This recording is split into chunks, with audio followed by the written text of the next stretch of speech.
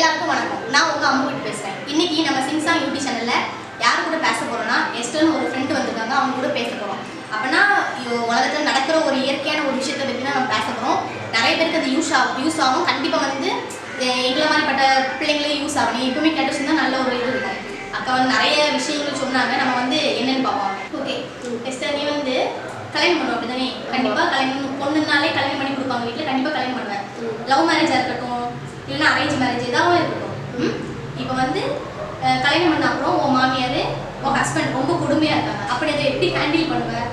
உன்னோட எப்படி ஒருவேளை நீ டைவர்ஸ் பண்ணிருக்கியா? இல்லைன்னா டைவர்ஸ் பண்ணாமல் அவங்கள எப்படி ஹேண்டில் பண்ணுவேன்? கோவமாக ஹேண்டில் பண்ணுவியா? இல்லைன்னா வந்து இந்த மாதிரி எப்படி ஹேண்டில் பண்ண சொல்லிட்டு கொஞ்சம் ஃபஸ்ட்டு கல்யாணம் பண்ணுறவங்க என்னை வந்து கொடுமைப்படுத்துறாங்கன்னா அப்போ அவங்க எனக்கு கல்யாணம் பண்ணது ஒரு யூஸ் கிடையாது. என்னை வந்து நல்லா பார்த்துக்கணும். நான் வேறு வீட்டிலேருந்து அவங்க வீட்டுக்கு ஒரு பொண்ணாக வரேன். அவங்களுக்கு பொண்ணாக வந்து என்னை பார்த்துக்கணும். அப்படி அவங்க வந்து ரொம்ப வல்கராக நடந்து நானும் வல்கராக நடந்துக்குவேன். வல்கர்னா இந்த மாதிரி வல்கரானா சும்மா சொல்லு. இந்த மாதிரி உன்னோட ஒரு அப்படின்னா ஒரு பொண்ணுக்கு வந்து ஒரு இது இருக்கும்ல, யோசிச்சு வச்சுருப்பேன் அந்த மாதிரி. அந்த மாதிரி எப்படி சொல்கிறா காமெடியாக இருப்போனா கண்டிப்பாக சொல்லு. ரொம்ப பண்ணாலும் விஷம் வச்சு கொண்டுடுவேன். விஷம் வச்சு கொண்டுடுவியா? ஐயோ அடிப்பாவி தள்ளி இருக்கோ. ஓகேயா, விஷம் வச்சு கொண்டுருவேன். ஆமாம். எப்படி எப்படி விஷம் வச்சு கொண்டுருவேன்? எப்படின்னா சாப்பாடு வெடி நான் தான் சமைப்பேன். சாப்பாட்டில் கொஞ்சம் விஷம் யாருக்கு? ஹஸ்பண்டுக்கா இல்லைன்னா மாமியாருக்கா? ஃபஸ்ட்டு மாமியாருக்கு தான். மாமியார் தான் விஷம் வச்சுருவேன். ஆமாம், ஃபஸ்ட்டு அவங்க என்ன விஷம் வாங்கி எங்கே போய் விஷம் வரும்? மெடிக்கல் ஷாப்பில் தான். மெடிக்கல் ஷாப்பில் நீ கேட்டால் விஷம் கிடைக்குமா உனக்கு? எங்க மருந்து இருக்குல்ல. ஓ இது மருந்து. ஓகே ஓகே சரி. அப்போ தெரியல. ஓகே இது ஓகே. இப்போ வந்து ரூடா ஹேண்டில் பண்ணா இந்த மாதிரி ஹேண்டில் பண்ணுவேன். கொஞ்சம் பாசமா அந்த மாதிரி ஹேண்டில் பண்ணா என்ன பண்ணுவேன்? என் ஹஸ்பண்ட் வந்து நான் என்ன சொன்னாலும் கேட்கணும். எப்பவுமே நான் சொல்றதுக்குலாம் ஆமா ஆமா அப்படின்னு தலையாட்டணும். அந்த மாதிரி இருக்கணும். நான் வந்து இப்போ எங்க மாமியாரையும் கைக்குள்ள போட்டு எங்க வீட்டுக்கு எப்படி எப்படி கைக்குள்ள போடுவேன்? அதான் மந்திர தந்திரம்லாம் வச்சிருக்காங்களே, பில்லி சூமியும் அது மாதிரிலாம் இருக்குல்ல, மை வைக்கிறது, இந்த முடியை பூச்சிட்டு போய் கால் எடுத்து எடுத்துறது அந்த மாதிரி தான். அந்த மாதிரி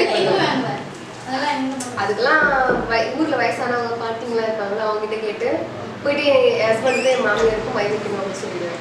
மை வைக்கணும்னு சொல்லிடுவேன். அப்புறம் வந்து ஹஸ்பண்டுக்கு மை வைக்கிறது ஓகே, பின்னாலே குட்டி போட பூனை மாதிரி வரும். அப்புறம் ஹஸ்பண்ட் ஒரு வாக்கில் இந்த முந்தனை இப்படி பாரு, ஒய்ஃப் இந்த மாமியார் வந்து இப்படிலாம் எப்படி சொல்லுவாங்க பின்னாலே ரெண்டு பேரும் இப்படி. அவங்க வந்து வேற மாதிரி, அவங்க எதுவுமே பேசக்கூடாது. அதனால பயன்படுது. ஓ மாமியாருக்கு அப்படி ஹஸ்பண்ட் வந்து எப்பவுமே கூடவே இருக்கணும். அந்த மாதிரி வந்து லைஃப்ல நல்ல ஒரு இதை வச்சிருக்கேன். ஆமா, இதான் கோல். ஓகே ஃப்ரெண்ட்ஸ் பார்த்துக்கோங்க. எஸ்டர் அவங்கள கல்யாணம் பண்ற எந்த பையனா இருந்தாலுமே பார்த்துக்கோங்க. இந்த வீடியோ பார்த்து எல்லா பொண்ணுங்களும் எடுத்துட்டு இல்லை அவ்வளோதான். அதான் ஐடியா தான். இந்த ஐடியாவை என்ன பண்ணுவாங்க தெரியுமா? கல்யாணம் பண்ணி மாமியார் குடும்பப்படுத்தாங்கல்ல, அவங்க எல்லாம் பார்த்துட்டு நான் போறேன் நான் கிளம்பியாச்சுன்னு சொல்லிட்டு பாரு விஷம் எடுக்கிறது என்ன இனி பாரு எல்லாரும் எலி மருந்து அவங்க கடையில் போய் இப்பவுமே ஸ்டார்ட் பண்ணி இந்த வீடியோ எப்போ அங்கே காலி ஆகிடும். அது மட்டும் இல்லாமல் எந்த பாட்டியும் விட மாட்டேங்க, மருந்து ஆகிடுவாங்க. மாமியாருக்கு ஒரு மை, ஹஸ்பண்டுக்கு ஒரு my confirm. Okay okay friends, நீங்கள் வைங்க. ஆனால் எலி மருந்து வச்சா கண்டிப்பாக போலீஸில் மாட்டிடுவீங்க, அது வேற விஷயம். Just for fun.